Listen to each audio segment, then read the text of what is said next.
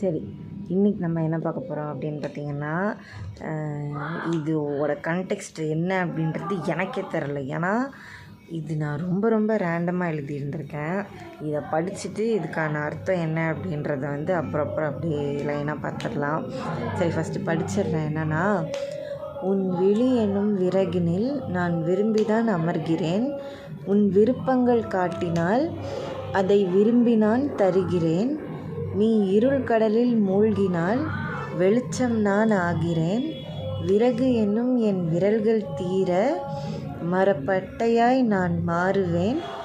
உன் கண்ணீர் கொண்டு என்னை அணைத்தால் காணாமல் நான் போகிறேன். ஆக்சுவலாக இதில் இன்னொரு முக்கியமான விஷயம் என்ன தெரியுமா? சத்தம் கேட்குதா? என்ன அப்படின்னா, பக்கத்திலே கோயில், ரொம்ப பக்கத்திலே கோயில், ஜஸ்ட் ஒரு 2 பில்டிங் தள்ளுனா கோயில். இப்போ என்ன ரொம்ப ஃபேமஸாக இருக்குது, இது என்னது, ஐயப்பனுக்கு மாலை போடுறது தான் இந்த டைம் ரொம்ப ஃபேமஸாக இருக்குது. மாலை போட்டிருக்காங்க. இப்போது அந்த மணிகண்ட பூஜை நடந்துட்டுருக்குன்னு நினைக்கிறேன். ஆமாம், இன்றைக்கி தானதம்லாம் போட்டாங்க. முன்னாடி ரொம்ப குட்டியாக இருக்கும்போதெல்லாம் நாங்கள் எல்லா குட்டி பசங்களும் கும்பலாக போய் அன்னதானம் சாப்பிட்றதுக்கு போவோம். இப்போ கொஞ்சம் வளர்ந்ததுனால கொஞ்சம் கூச்சமாகிடுச்சு, அதனால் போகல. சரி, இப்போ அது விஷயம் கிடையாது. விஷயம் என்னென்னா, இதுதான். இப்போ நான் சொன்னதில் உங்களுக்கு கொஞ்சம் புரிஞ்சிருந்துருக்கலாம். உனக்காக நீ விருப்பப்பட்டால் நான் எதை வேணால் எடுத்துகிட்டு தருவேன் அப்படின்ட்டு நம்மளோட பிடிச்சவங்க கிட்ட சொல்கிற மாதிரியான ஒரு கவிதை தான் இது. பேசிக்காக என்னென்னா, இப்போது உன் விழி என்னும் விறகினில் நான் விரும்பி தான் அமர்கிறேன். இது எப்படி சொல்கிறது, நீ என்னை கேட்டு என்கிட்ட இருக்க இன்புட்டெல்லாம் எடுத்துக்க போகிற அப்படின்னு நான் நினைக்கிறேன். இருந்தாலும் உனக்கு என்னென்ன விருப்பமோ நான் அதெல்லாம் செஞ்சு தருவேன் அப்படின்றத ஒரு அர்த்தம் இருக்குதுன்னு வச்சுக்கோங்களேன் இதுக்கு. ஏன்னா, உன் விழி என்னும் விறகினில் நான் விரும்பி தான் அமர்கிறேன்னா, இப்போ நம்ம பார்க்குறோம், நம்ம கண்ணில் பார்க்குறோம். அந்த விழி என்னும் விறகினில் நான் விரும்பி தான் அமர்கிறேன்னா, நீ என்னை பார்க்குறதுனால தேர் இஸ் சம்திங் ஃபிஷி. இருந்தாலும் நீ பார்க்குற அளவுக்கு நான் இருப்பேன். நீ பார்க்குற இடத்துலலாம் நான் இருப்பேன். நீ என்னை பார்த்தனா ஏதோ சம்திங் நீ கேட்க தான் போகிற. ஏதோ உனக்கு தேவைப்படுறத நீ கேட்க போகிற. பரவாயில்ல, இருந்தாலும் நீ பார்க்குற இடத்துல நான் இருப்பேன். உன் விருப்பங்கள் காட்டினால் அதை விரும்பி நான் தருகிறேன். உனக்கு என்ன பிடிக்குமோ சொல்லு, அதை எப்படியாவது தேடி கண்டுபிடிச்சி நான் உங்ககிட்ட எடுத்துகிட்டு தரேன். நீ இருள் கடலில் மூழ்கினால் வெளிச்சம் நான் ஆகிறேன். பேசிக்காக உனக்கு ஒரு பாத்து என்னால் செட் பண்ணி தர முடியும். விறகு எனும் என் விரல்கள் தீர மரப்பட்டையாய் நான் மாறுவேன். இங்கே மேலேயும் விழி என்னும் விறகினில் தான் விறகுன்னு தான் எழுதி வச்சுருக்கிறேன். விறகு என்னும் என் விரல்கள் தீர. இப்போ விறகு நம்ம எதுக்கு யூஸ் பண்ணுவோம்? விறகு அடுப்புலாம் யூஸ் பண்ணியிருந்துருக்கீங்களா? பேசிக்காக விறகு என்னத்துக்கு, கொளுத்தி போட்டால் நல்லா தகன்னு எரியும். அது எரிஞ்சு ஏதோ ஒரு வார்ம்த்து தரும் கோல்டு டைமில். இல்லைனா ஏதோ ஒரு பர்பஸ் இருக்குது அந்த விறகு எரியறதுக்காக.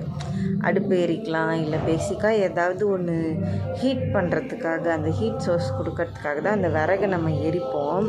அப்படி ஒரு வேளை விறகு என்னும் விரல்கள் தீர. இப்போ என்னோடய விரல்கள் தான் இப்போ எனக்கு 10 விரல் இருக்குது. அந்த 10 விரலுமே ஒரு விறகாக எடுத்துக்கிட்டு நீ ஒன்று ஒன்றா யூஸ் பண்ண உன்னோட வார்ம்த்துக்காக யூஸ் பண்ண அந்த 10மே காலியாக போச்சுன்னா என்ன நானே மரப்பட்டையாக்கிப்பேன்.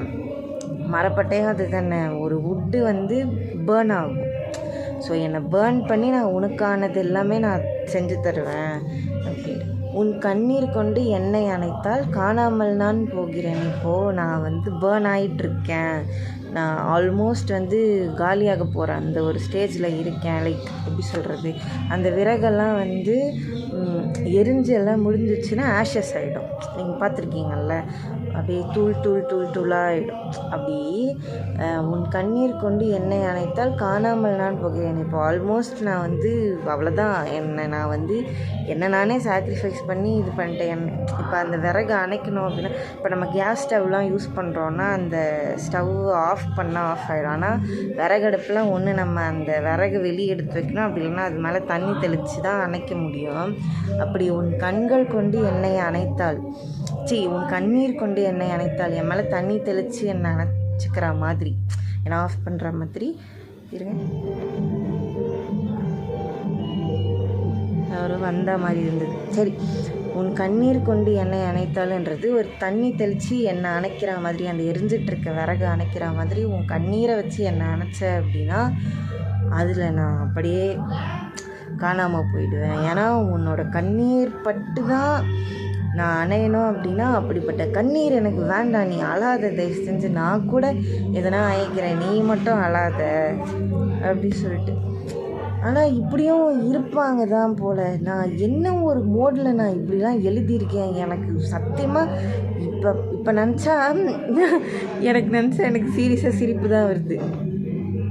ஏன்னா ஒருத்தன் தன்னைத்தானே அப்படியே செல்ஃப் சாக்ரிஃபைஸ் பண்ணி அந்த ஆப்போசிட்டில் இருக்க பர்சனுக்கு வந்து கொடுத்துக்கிட்டே இருக்கணும்னா அது என்ன மாதிரியான ஒரு தாட்டு? சரி, ஓகே, இது ஒரு விஷயத்தில் எனக்கு என்ன புரியுது அப்படின்னா, நான் ஒரு ஓவர் த பீரியட் ஆஃப் டைமில் நான் இவால்வ் ஆகியிருக்கேன் ஒரு மைண்ட் அளவில் அப்படின்றது எனக்கு புரியுது. என்னென்னா நம்ம மட்டுமே ஒரு கிவிங் எண்ட்லேயே இருக்கக்கூடாது, கொஞ்சம் ஒரு ரிசீவிங் எண்ட்லேயும் இருந்தால் தான் ஒரு ரிலேஷன்ஷிப்லேயோ எதுலேயோ நம்மளுமே ஒரு கிவிங் எண்ட்லேயே இருந்துகிட்டு இருந்தோம் அப்படின்னா அது ஒரு பாயிண்டில் நமக்கு கொடுக்கலையே, நமக்கு கிடைக்கலையே அப்படின்னு நினச்சிட்டு நம்ம மேலே நமக்கு ரொம்ப கோபமாக வந்துடும். அதனால் வெறும் கிவிங் எண்டிலே இருந்துகிட்ருக்கிறது எந்த அளவுக்கு நல்லா இருக்குன்றது எனக்கு தெரியல. அவ்வளோதான் விஷயம். சரி, பேசிக்காக இந்த கவிதை வந்து அவ்வளோதான். இதை பற்றின உங்களோட கருத்துக்கள் இருந்தால் மறக்காமல் கமெண்ட்ஸில் சொல்லிட்டு போங்க. அண்ட் உங்களுக்கு ஏதாவது கஸ்டமைஸ் கவிதைகள் தேவைப்படுது அப்படின்னா வந்து மறக்காமல் நம்மளோட இன்ஸ்டாகிராம் அக்கௌண்ட்டுக்கு டிஎம் பண்ணுங்கள். அவ்வளோதான். அண்டு இந்த பாட்டு தான் நிறைய கேட்டுட்ருக்குன்னு நினைக்கிறேன். சரி, கேட்டுட்டு போகுது, பரவாயில்ல, நான் இது எப்படி எடிட் பண்ணி போட தான் போகிறேன். அவ்வளோதான் விஷயம். மறக்காமல் சப்ஸ்கிரைப் பண்ணிவிடுங்க. அவ்வளோதான். அடுத்த வீடியோவில் பார்க்கலாம்.